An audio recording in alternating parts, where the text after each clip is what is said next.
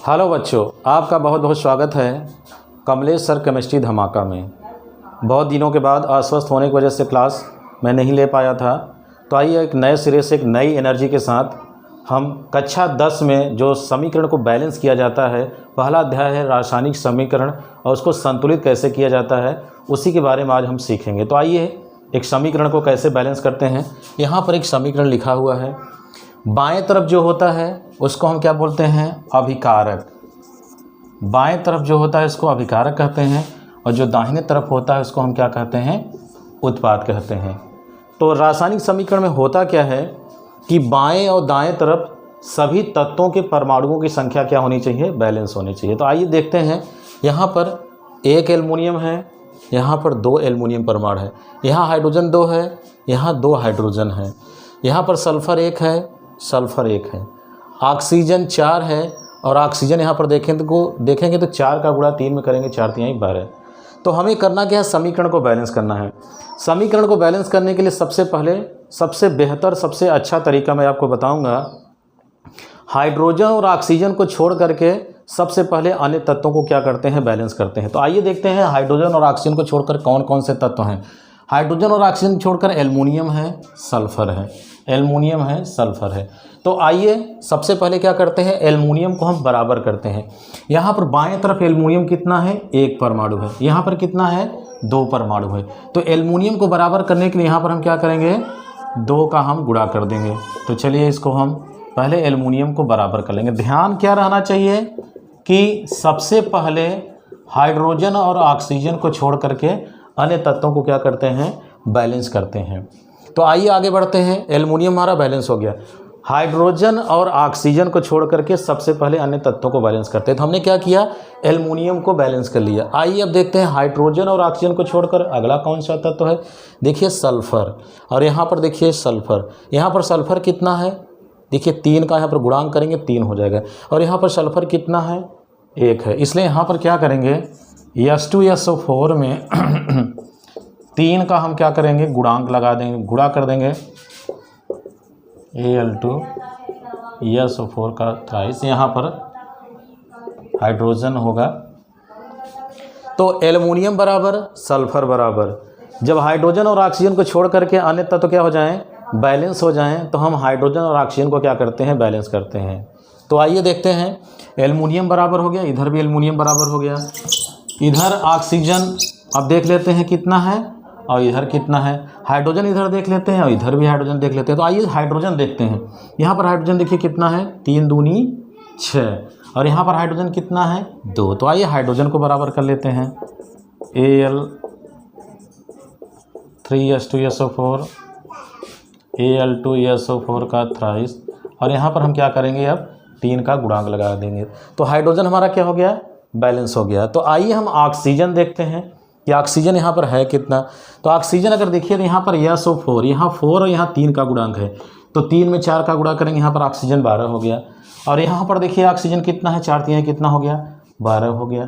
तो समीकरण हमारा क्या हो गया, बैलेंस हो गया। तो इसमें देखिए सबसे पहले हम ध्यान दे लेते हैं कि समीकरण को बैलेंस करने के लिए सबसे पहले ध्यान क्या देना है, हाइड्रोजन और ऑक्सीजन को छोड़कर अन्य तत्वों को क्या करते हैं, बैलेंस करते हैं। तो आइए एक बार फिर से इसको देख लेते हैं समीकरण को। यहाँ पर हाइड्रोजन और ऑक्सीजन को छोड़कर देखिए एल्युमिनियम है, एल्युमिनियम यहाँ पर 1 है और यहाँ पर एल्युमिनियम कितना है, 2 है। तो यहाँ पर हमने एल्युमिनियम में कितने का गुणा कर दिया, 2 का। तो एल्युमिनियम हमारा क्या हो गया, बराबर हो गया। फिर सल्फ़र को देखते हैं, तो यहाँ पर सल्फ़र देखिए 3 है, लेकिन यहाँ पर कितना, 1 है, इसलिए यहाँ पर हमने कितने का गुणा कर दिया, 3 का गुणा कर दिया। तो हाइड्रोजन और ऑक्सीजन को छोड़ करके अन्य तत्व बैलेंस हो गए। अब आइए हाइड्रोजन और ऑक्सीजन को बैलेंस करते हैं। तो यहाँ पर आप देख रहे हैं कि हाइड्रोजन कितना है, 6 है, और यहाँ पर हाइड्रोजन 6 है और यहाँ पर कितना था, 2 था। तो यहाँ पर कितने का गुणांक लगा दिया गया, 3 का गुणांक लगा दिया गया। अब ऑक्सीजन को चेक कर लेते हैं। ऑक्सीजन यहाँ पर कितना है, 4, तो यहाँ लेकिन 3 का गुणांक है, 4 3 12, और ऑक्सीजन यहाँ भी है 4 और 4 3 कितना हो गया, 12। इस तरीके से समीकरण क्या हो गया, बैलेंस हो गया। लेफ्ट हैंड साइड बराबर राइट हैंड साइड, इस तरीके से समीकरण को क्या करते हैं, बैलेंस करते हैं। तो आइए अब इसके आगे हम एक और समीकरण लेंगे और आगे बढ़ेंगे और बताएंगे कि नया समीकरण है। तो चलिए आगे बढ़ते हैं। तो आइए हम अगला क्वेश्चन देखते हैं और इस समीकरण को क्या करते हैं, बैलेंस करते हैं। जैसा कभी हमने बताया कि हाइड्रोजन और ऑक्सीजन को छोड़कर क्या करेंगे, अन्य तत्वों को बैलेंस किया जाता है। तो हाइड्रोजन और ऑक्सीजन को छोड़कर देखिए यहाँ पर पोटेशियम है, क्लोरीन है, पोटेशियम है, क्लोरीन है। तो आइए देखते हैं, पोटेशियम यहाँ कितना है, 1 है, यहाँ पर कितना है, 1 है, पोटेशियम बराबर है। क्लोरीन कितना है, 1 है, क्लोरीन कितना है, 1 है, ये भी बराबर है। आइए यहाँ पर देखते हैं, अब यहाँ पर देखिए ऑक्सीजन कितना है, 3 है, और ऑक्सीजन यहाँ पर कितना है, 2। अगर ऐसी स्थिति आए, इधर 3 हो इधर 2 हो, इधर 2 का गुणा कर दिया करें, इधर कितने का गुणा कर दिया करेंगे, 3 का गुणा कर देंगे। तो पोटेशियम और क्लोरीन बैलेंस है, तो ऑक्सीजन हमें बैलेंस करना है। तो आइए हम यहाँ पर करेंगे क्या, ऑक्सीजन को बराबर करने के लिए यहाँ पर हम 3 का गुणा कर देंगे और यहाँ पर क्या करेंगे, 2 का गुणा कर देंगे। तो 2 तिहाई 6 और 3 दूनी 6। ऑक्सीजन तो हमारा बराबर हो गया। अब देखिए यहाँ पर क्लोरीन कितना होगा, 2 होगा, 2 1 2। पोटेशियम कितना होगा, 2 होगा, लेकिन यहाँ पोटेशियम कितना है, 1 है, और यहाँ पर क्लोरीन कितना है, 1 है। तो उसको बैलेंस करने के लिए क्या करेंगे, 2 का गुणांक हम कहाँ लगा देंगे, यहाँ पर लगा देंगे, और ये हो गया हमारा, ये पहले से यहाँ पर है। तो इस तरीके से अगर हम देखें तो लेफ्ट हैंड साइड बराबर राइट हैंड साइड। सबसे अच्छा तरीका क्या है, हाइड्रोजन और ऑक्सीजन को छोड़कर पहले अन्य तत्वों को बैलेंस करते हैं। आइए एक बार फिर इसको समझ लेते हैं। ये देखिए समीकरण है, हाइड्रोजन और ऑक्सीजन को छोड़कर पोटेशियम और क्लोरीन है, पोटेशियम और क्लोरीन है। तो पोटेशियम 1 है, पोटेशियम 1 है, क्लोरीन 1 है, क्लोरीन 1 है, बराबर है, कोई बात नहीं। ऑक्सीजन देख लेते हैं, ऑक्सीजन कितना है, 3 है, और यहाँ पर ऑक्सीजन कितना है, 2 है। इस तरीके का अगर रहे तो हम क्या करेंगे, 2 का गुणांक यहाँ कर लेंगे और 3 का गुणांक यहाँ कर लेंगे। तो हमने क्या किया, 2 का गुणा यहाँ कर लिया, 3 का गुणा यहाँ पर कर लिया। तो 3 दूनी 6 और 2 तिहाई 6। ऑक्सीजन तो बैलेंस हो गया। अब हमारा क्या, अन्य परमाणु डिसबैलेंस हो गया। देखिए पोटेशियम यहाँ पर 1, लेकिन यहाँ पर 2 1 2। क्लोरीन यहाँ पर 1, यहाँ पर क्लोरीन कितना, 1। तो हम क्या करेंगे, पोटेशियम क्लोराइड KCl में 2 का गुणा कर देंगे, समीकरण क्या हो जाएगा, बैलेंस हो जाएगा। देखिए पोटेशियम 2 हो गया, पोटेशियम 2 हो गया, क्लोरीन 2 1 2, क्लोरीन 2 1 2, ऑक्सीजन 2 तिहाई 6, ऑक्सीजन 2 तिहाई 6। इस तरीके से आसानी के साथ हम समीकरण को क्या कर सकते हैं, बैलेंस करते हैं।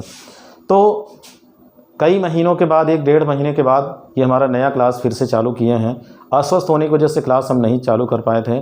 तब एक नई एनर्जी के साथ हम हाई स्कूल के कोर्स को आगे बढ़ाएंगे और अन्य क्लास के भी कोर्स को हम बढ़ाएंगे। तो ये पहला चैप्टर था, रासायनिक समीकरण को कैसे बैलेंस करते हैं।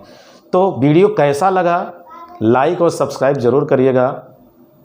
तो इस तरीके से हम अगले क्लास में एक नए धमाके के साथ उपस्थित होंगे, कमलेश सर केमिस्ट्री धमाका में।